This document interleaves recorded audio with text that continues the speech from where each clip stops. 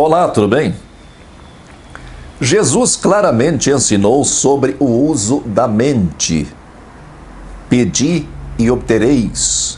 Onde está o seu tesouro, está o seu coração. São ensinos básicos e profundos sobre o uso da mente.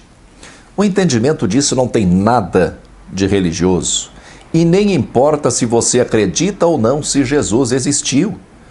Ou se você acredita ou não que foi ele mesmo que disse isso, se foram os evangelistas que colocaram isso na boca de Jesus, ou se a igreja inventou isso em algum concílio e interpolou nos evangelhos, como alguns apressados concluem. A verdade é que a maior parte dos ensinos de Jesus está presente no Talmud. E embora o Talmud tenha sido escrito depois de Jesus, ele representa uma tradição que já era vigente no tempo de Jesus, então é anterior a Jesus. Mas o que importa para nós é que esse é um ensino muito antigo, é algo que foi percebido há pelo menos 2000 anos e que nós ainda não aprendemos. Pelo menos não aprendemos o suficiente para colocar em prática em nossa vida, em nosso próprio proveito. Essas sentenças de Jesus, como essas que eu citei há pouco, pedi e obtereis, onde está o seu tesouro, está o seu coração, elas foram muito exploradas pelos autores de livros de autoajuda, principalmente para tratar de coisas materiais. Eu lembro que em 2007, se não me engano, o DVD O Segredo fez um sucesso estrondoso, fruto de uma campanha de marketing milionária, e utilizava-se justamente desse tipo de sentença. Mas o seu foco era apenas imediato e utilitário, como se bastasse você desejar, acreditar no seu desejo para ele se realizar. Mas o fato é que nossa mente é um programa que sempre nos oferece mais do mesmo. Tudo aquilo em que estiver o seu foco, com vigor, com energia, com vontade, intensamente, por tempo suficiente para conquistar um espaço na sua mente, isso é o que você vai experimentar cada vez mais. Vai ganhar cada vez mais espaço e importância. Mais pontos vão se conectando em sua mente e confundindo você com aquilo que você pensa. Na verdade, você é aquilo que você pensa. E essa frase também muito batida, você é aquilo que você pensa, também é mal interpretada, mas isso já é assunto para um outro vídeo. Eu li sobre esses assuntos em inúmeros livros e todos dizem fundamentalmente a mesma coisa, mas eu só tive certeza disso a partir de experiências com estados alternativos de consciência em que eu pude observar melhor, algumas vezes observar como um observador externo, observar o funcionamento da mente. Muitas dessas experiências eu não posso contar, e por um motivo muito simples, não tem nada de misterioso nisso. Foram experiências além da mente, fora dos domínios do intelecto.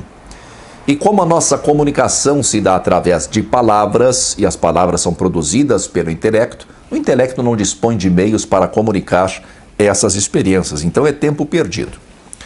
Mas posso tratar de experiências mais simples, como sonhos lúcidos e a projeção consciente.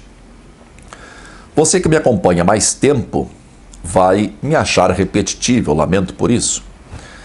Mas temos que considerar que o público sempre se renova, e que nem todos assistem a todos os meus vídeos.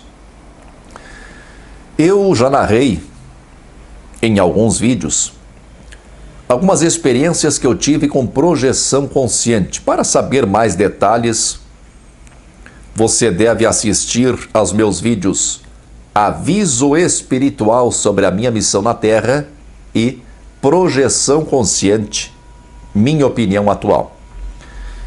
Vou tentar resumir ao máximo. Depois de alguns anos de experiência com projeção consciente, eu decidi desafiar as minhas crenças e verificar se aquilo que eu via, que eu experimentava, se aquilo era real ou não. Eu havia aprendido que o corpo físico fica dormindo e saímos com consciência do corpo físico, utilizando o corpo astral, e vamos para outro plano, quase sempre o plano astral. Acreditava em tudo que os projetores conscientes espiritualistas relatam. Encontros com espíritos, tanto encarnados como desencarnados, tanto com espíritos conhecidos como com desconhecidos, auxílio energético para espíritos carentes, sofredores, com problemas de saúde em seu corpo astral, cidades astrais, hospitais astrais, escolas astrais, até outras coisas astrais ali que, olha, mas não dá para falar isso aí, né? Acreditava em tudo isso e era isso o que eu encontrava algumas vezes quando me projetava. Quando decidi desafiar minhas crenças, eu percebi que eu encontrava efetivamente aquilo que a minha mente estava preparada para encontrar. Eu encontrava aquilo que a mente havia sido ensinada a encontrar. Quando eu estava bem, alegre, vibrante, confiante, encontrava bons ambientes. Quando eu estava para baixo, eu encontrava maus ambientes. Se eu encontrasse um cenário qualquer, ou um espírito qualquer e sentia medo, o cenário ficava sombrio, feio, e o espírito se transformava num ser horripilante. E o contrário também, o vice-versa também. Percebi com o tempo que nós moldamos a mente de acordo com aquilo que mais ocupa os nossos pensamentos e sentimentos. E quanto mais formatamos um padrão para os nossos pensamentos e sentimentos, mais elementos são acrescentados e mais sentido encontramos naquilo que ocupa a nossa mente. Mesmo que seja absurdo, nós achamos cada vez mais sentido. Essa é a causa dos vícios e do fanatismo. A característica fundamental do vício é sempre querer mais do mesmo. Não importa qual seja o vício. Você pode pensar em qualquer um. Pode pensar em qualquer um ali que você mesmo tenha ou que alguma pessoa próxima de você tenha. O desejo é por mais. Sempre mais do mesmo.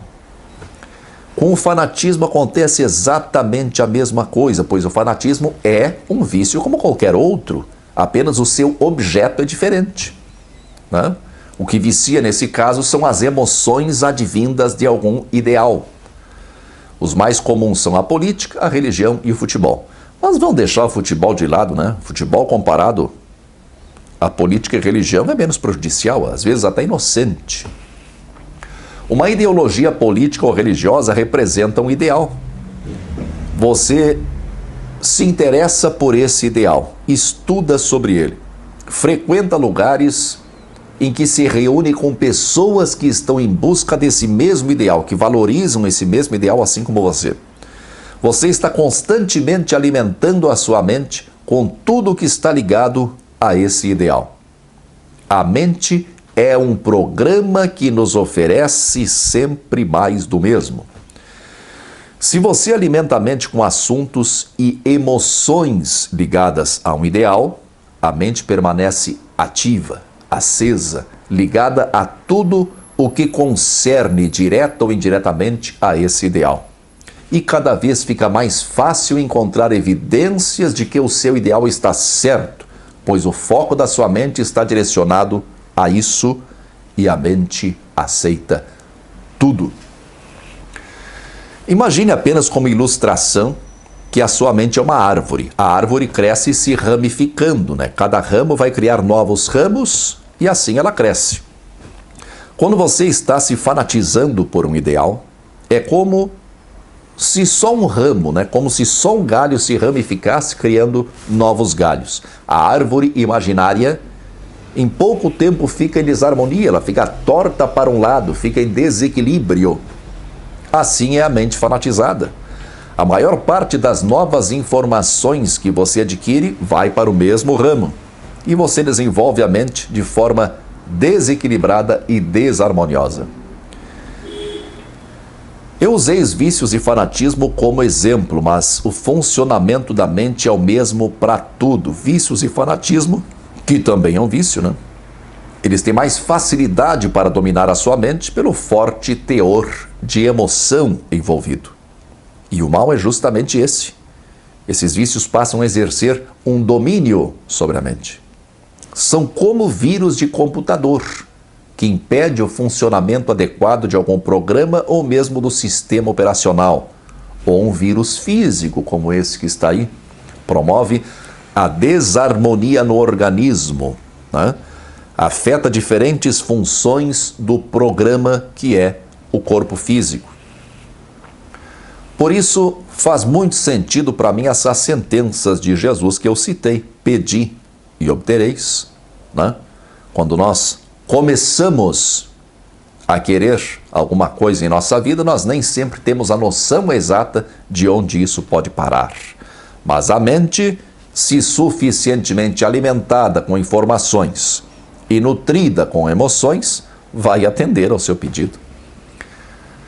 Como é que é o outro? Onde está o seu tesouro, está o seu coração. Você só vai perceber de tudo o que a vida lhe oferecer, né, aquilo que já tem importância em sua mente, o resto passa batido. Se você tem um ideal, se você adota um sistema de crenças fechado, se você tem um vício, você estará sempre aberto, sempre vulnerável a toda oportunidade que a vida tiver de lhe oferecer mais do mesmo. Cuidado. Muita força e paz para você.